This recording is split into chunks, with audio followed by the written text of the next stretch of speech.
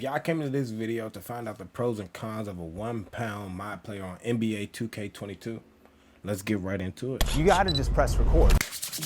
What's going on, y'all, man? It's OfficialDreLive, and I did kind of a voiceover type thing already, you feel me, dude? So subscribe to the channel if you know, turn on the notifications, and let's get straight into it, dog. Okay, so y'all, as you can see, man, the max height you can go is 6'1", and y'all can see I am £1, and this is just a wingspan that I chose, you feel me? My bad that my gameplay or my video at this moment is choppy, but I do have some gameplay of the build. But for this video, I just want to talk about the pros and the cons of making this build, and there are multiple ways to make it, but it's personal preference, and all of them basically kind of got the same kind of style to it. So there's one version of the build where you can make the shooting with the 37 potential playmaking badges, with the 32 daggone finishing badges, and you could do all that, have no defense. Cool.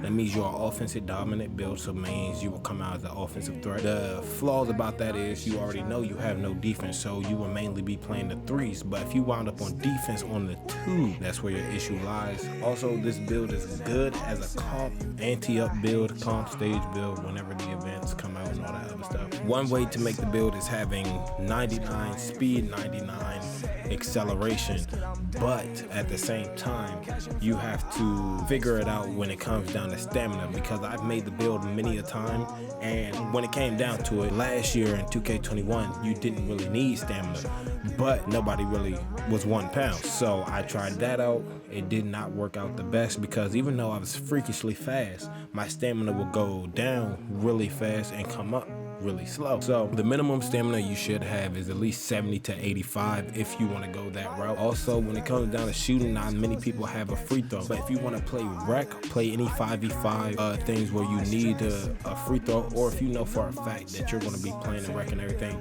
upgrade your free throw to at least a 70 to 75 so you can be good enough to play in every single event. Also, when it comes down to it, because you are 6'1" and you weigh absolutely nothing, that means you have no perimeter, no interior defense. Also, that means since you don't have certain strength categories or certain areas of strength, you can't get many rebounds, which I guess wouldn't matter if you already know what comes with being a short height in NBA 2K22, but that's one of the many cons of it, is the defense is bad, but also in the same time your defense is really good because the steal. Now 2K has worked really hard on changing the steal rating, because every single year all you needed was a 25 steal and you could get a steal on anybody. Well, this year, where they said they revamped everything, so every time you meet a certain threshold you get different steal animations and you're able to do many more things with the steal. Honestly, go up to at least a 85 to 90 steal. If you need a 97 steal just to get the Hall of Fame categories, then go into your my career, get to that point of where you're in college, and pick the 4 extra steal badges so you can get all those categories Hall of Fame, right? That's just one thing, but the build itself, when I'm dropping the gameplay video and all that other stuff, you'll see for yourself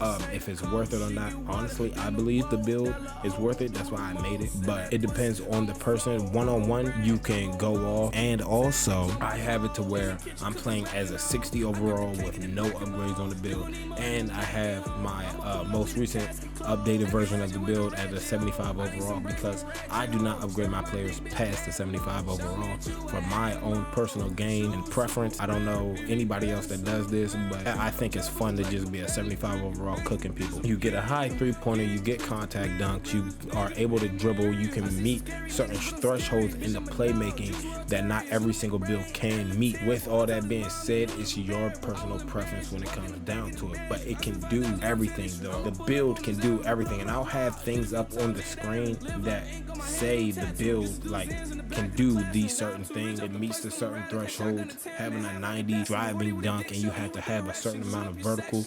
I'll have all that up on the screen just to make it easier and make people understand it more. I'll probably have some as well in the description so you can really see it for yourself. And also later on, when I do drop the gameplay video and when I do drop all this other stuff, stay tuned and stay vigilant, be very aware of the things that I'm upgrading, and just make your choice, because you can make a bunch of things out of this build, and it's very versatile, very deadly if used in the correct category and in the right areas. But anyways, man, I'm gonna stop talking. I'm gonna currently just work on the video of the gameplay, but this was once again just a video talking about the pros and cons of making a 6'1", 1 pound max arm, slightly maxed arm myplayer. You feel me, dog? But anyways, I'll catch y'all in the next one, man.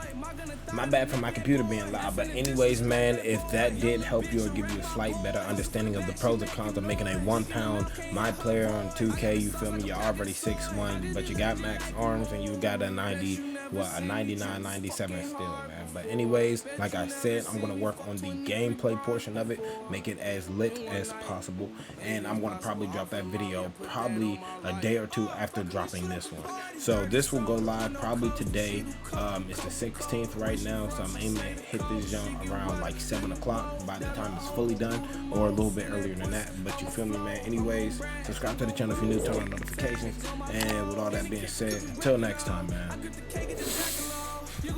Peace.